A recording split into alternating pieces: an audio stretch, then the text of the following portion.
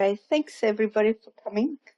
Uh, it's lovely to see you all again, particularly UK and you too, Sophie. I haven't seen you for a while.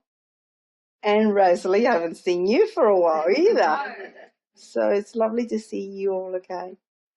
Um, as you know, my name's Angie. However, this book is in pen name. So I had no choice. However, it's all what it's meant to be. This book is about the life of my story from a very young age. It's about truth and love. I've always felt that I didn't belong in this world. I always felt that why was I into a family that I didn't belong into? I was a child that I spoke my truth. We love for my truth. And that didn't go too well, particularly in a European family where a father looked at a daughter as being a nothing. In my father's time, which was my time when I was born, a woman was nothing. A woman was just, actually I was a disappointment because they want a boy to carry their name. So when you have a girl, they're not really very happy with a girl. So in my father's culture, a woman doesn't get educated. A woman gets sent to a school by run by nuns, and that the nuns will teach you, probably teach you a little bit to read and write, but not very much. They teach you how to look after a man, a house, and children. And they teach you that to be a good wife, to be a good slave to a man. That's what it teaches you. And part of me believed that was the right thing because I didn't really complain. I just did it. However, the other part of me didn't feel quite right about it. So right through my life, I felt that I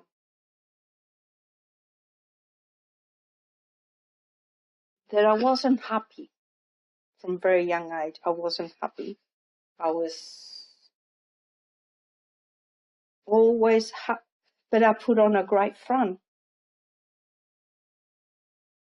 And through that, I carry a lot of fear. I was very sulky. Through this being sulky and the fear, I attracted a lot of dark entity in my life. So I was brought up in a family that my mother had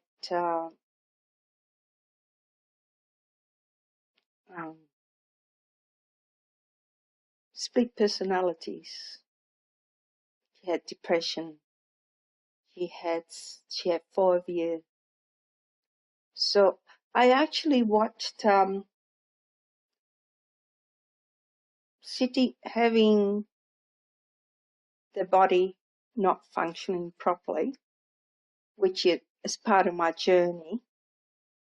It's given me the opportunity to sit down and watch a lot of movies and watch a lot of series that I haven't watched because I was never one of those that sat down and watched television. I was always busy. My calendar was booked ahead 3 months. I didn't want to have time to think, to think it was too painful. Well, I suppose that's, when I look at it now, that's what it is. Thinking's too painful. So I just went alone and got myself very, very busy. But I watched one of I think it was this week, one of Judge Amy Court episode on television. And it was about a man. And he was married, but he had the same thing as my mum did. And which washed his hands a lot because he thought he had, every time he touched something or got near anything, he just created germs. So he was saying that he will wash his hand until the hands bleed. And I can remember that with my mother. So and when his daughter was born, he couldn't touch his daughter. So their marriage broke up. So his wife, the marriage broke up when their daughter was about 3 months old.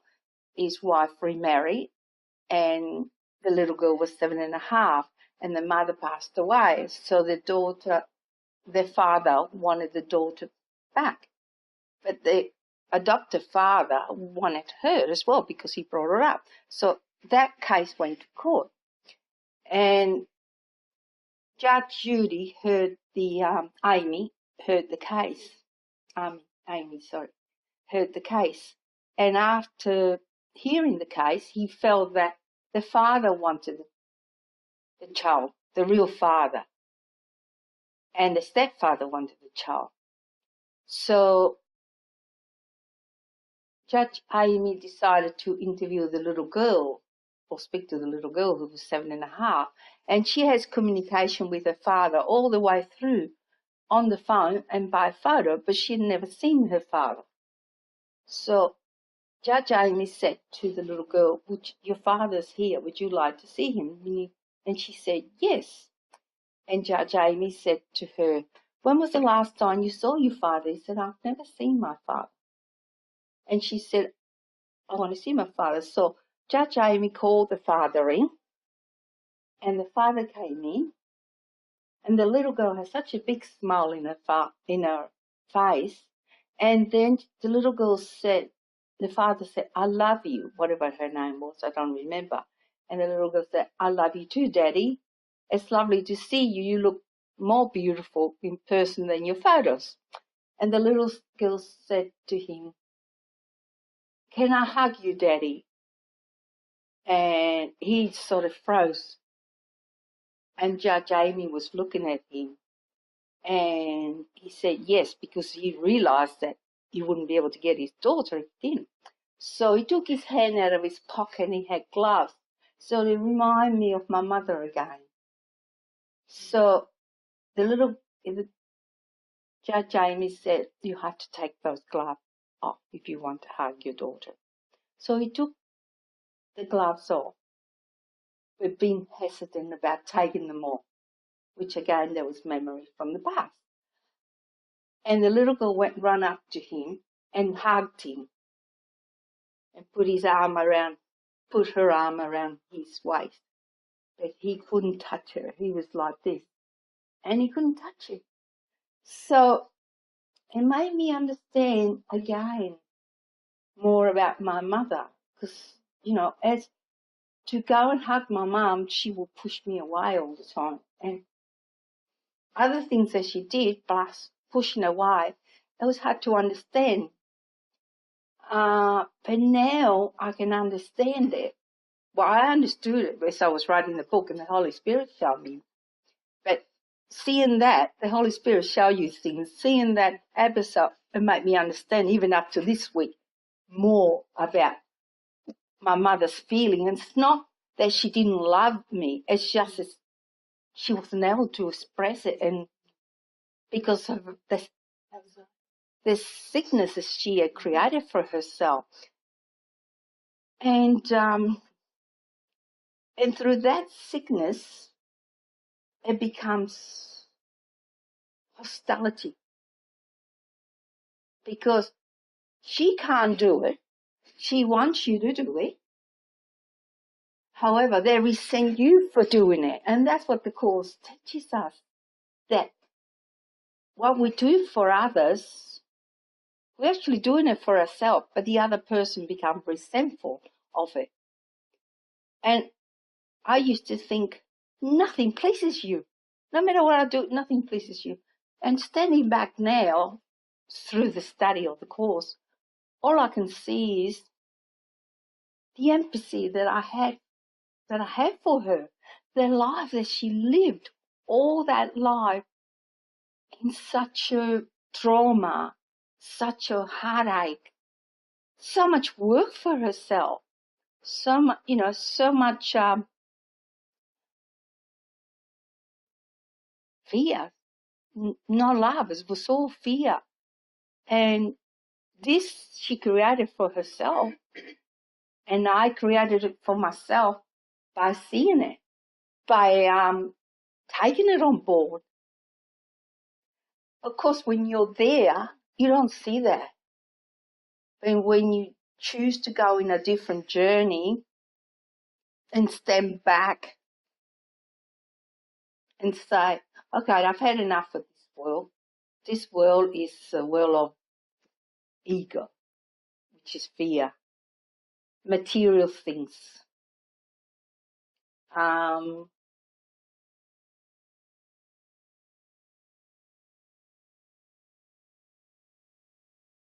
Always driven to make your life so busy. Because when you make your life busy, like I did, you don't have time to think about anything else or worry about anything else, because by the time you've done so much on the day, when it comes to the night time, you're stuffed. So all you want to do is sleep. And this is what fear, which is the ego, wants you to do. The ego drives you to keep on going, push yourself, be unhappy, be jealous of what somebody else has got. Somebody else has got that, so I got to have that.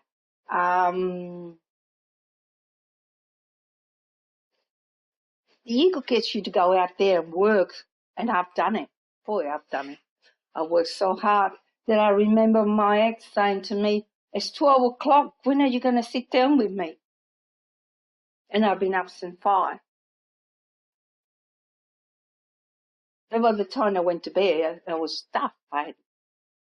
So when I chose to go in this journey 15 years ago, when I had a near-death experience,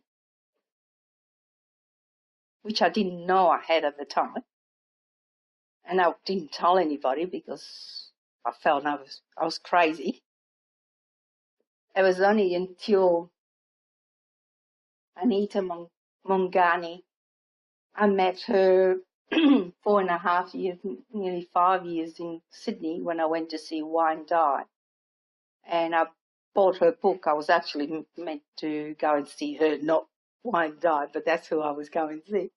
And I read her book, and then I could see that I had had that near-death experience, not in the same way as her, but in a different way. And then I started to buy books about near-death experience to clear my mind more. Well, then that happened 15 years ago. I decided to turn my life around. I decided that to think more of me than others. I don't mean it in that way. I love everybody. But I believe, and the book says, that I was a martyr. I did everything for everybody else and really did very little for myself. However, I was getting something out of that, because when we do things for others, we're getting something ourselves.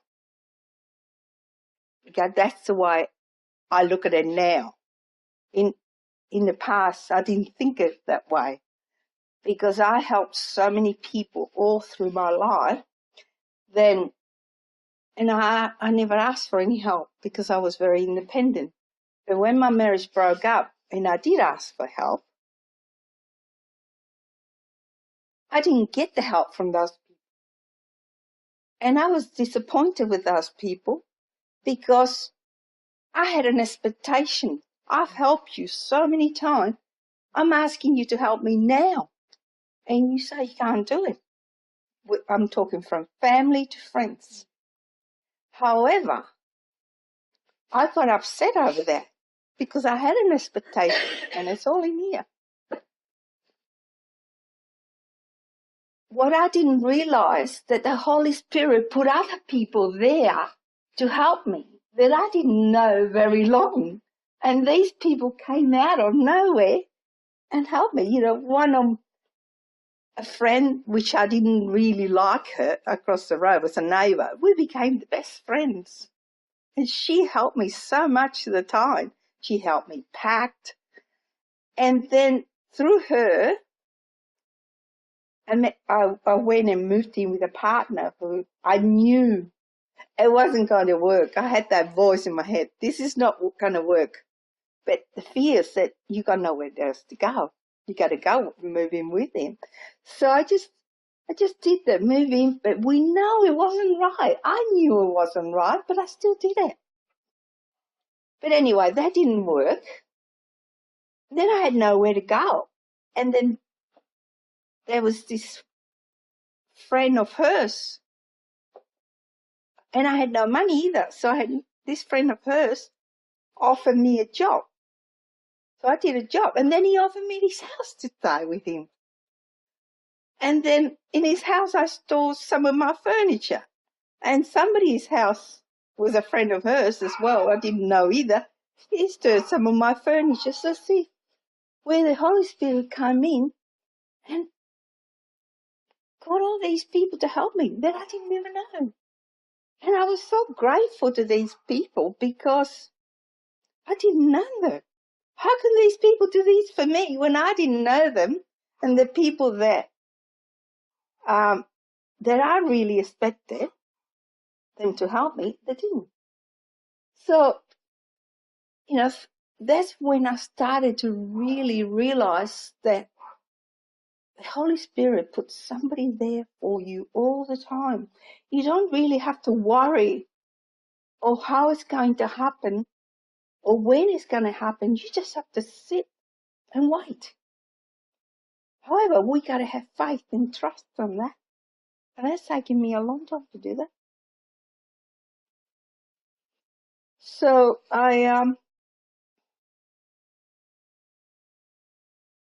so the book has been quite challenging because I believe in one of my teachers, which is David Hopmasters. And he believes that to live in his community, you do not people please, and you do not have private thought.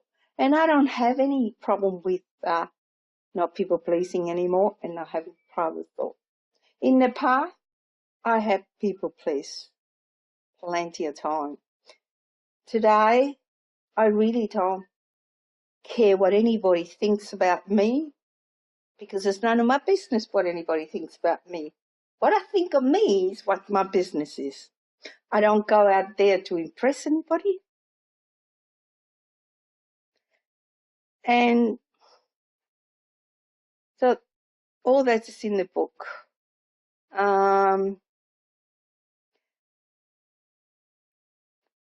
Unwinding your mind, it is quite challenging. My belief is that the body got sick over unwinding the mind because the ego is quite tricky. And until you realize how tricky the ego is, it can really trick you. And I know it now. So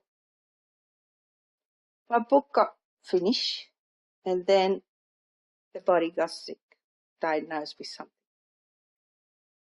And I started to go into a hole again. What I call the dark night of the soul. And I went there for about 4 months. When one day when I was meditating, the Holy Spirit said to me, when are you going to recognize what you're doing? You've done it before, so you know. And I said to myself, yes, I have done it before, and I don't want to go there anymore. So that was just before LLa'Rah and I went on holiday. And then LLa'Rah and I went on holiday, and the mind turned. I changed my mind about my mind, because our minds are only thoughts. If you have a thought that you are sick because a doctor or specialist told you this and tells you what's going to happen to your life, and your mind will, if your mind is still sleeping or reawakening, the mind will go to the story that the specialist tells you. So that's where my mind went. However, as I said, the more I study the Course, the more I rewind my mind, the more that I went into love and living into the present. And, you know, a specialist can tell you whatever she wants or he wants. It's whether you want to believe it or not. And I chose to believe it for a while, and I decided I had enough of that shit. And I started to just be in the present and just living in love and just trust. For months and months now, I have a mantra that was told to me in the meditation, and it's over 6 months ago. And it goes,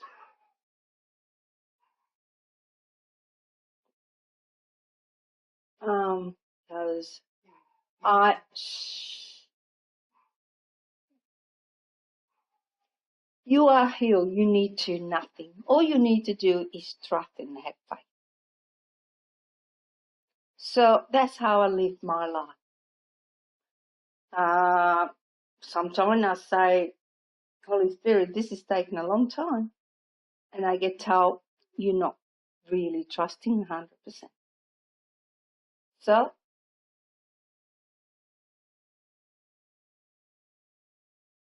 So I have no expectation of anything. I do not know what's going to happen.